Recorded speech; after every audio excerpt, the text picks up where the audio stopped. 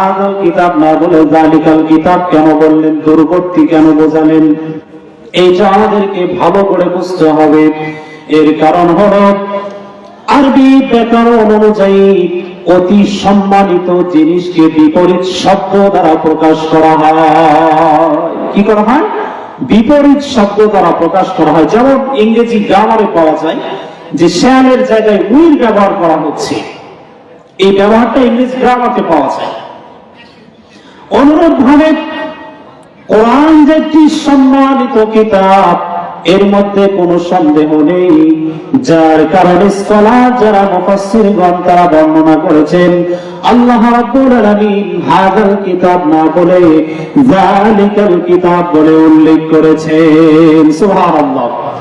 এটিতে এই কিতাব যে সম্মানিত কিতাব আল্লাহ তাআলা নিজে বর্ণনা করেছেন। আল্লাহ তাআলা বলেন فلا أقسم بمواقع النجوم।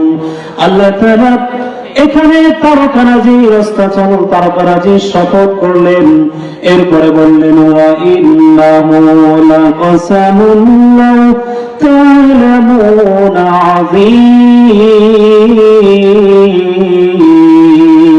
আল্লাহু আকবার। আল্লাহ তাআলা এখানে তারকারাজি শপথ করার পরে বললেন যেটি একটি মহা শপথ যদি তোমরা বুঝতে।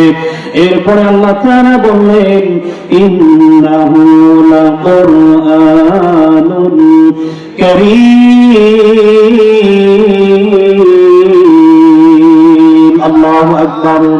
আল্লাহ তাআলা জানিয়ে দিলেন নিশ্চয় এই কোরআনটা হলো সম্মানিত কিতাব। আল্লাহু আকবার। তাহলে আমরা জানতে পারলাম, যে বুঝতে পারলাম আল্লাহ তাআলা যে কিতাব আমাদেরকে দিয়েছেন এই কিতাবটা অতি সম্মানিত কিতাব। আল্লাহ তাআলা জানিয়ে দিলেন যালিকাল কিতাব লা রাইবা ফীহি।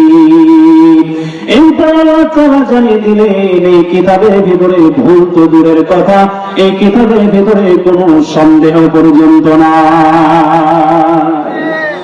কিতাবের ভিতরে কোনো সন্দেহ আছে? কথা বলেন আছে?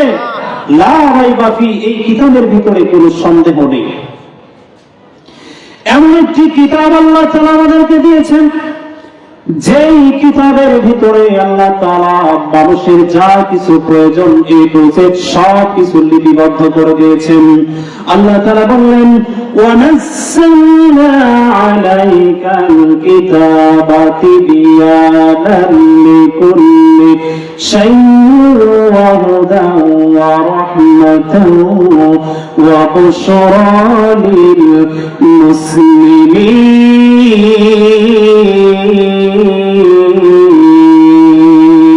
আল্লাহু আকবার।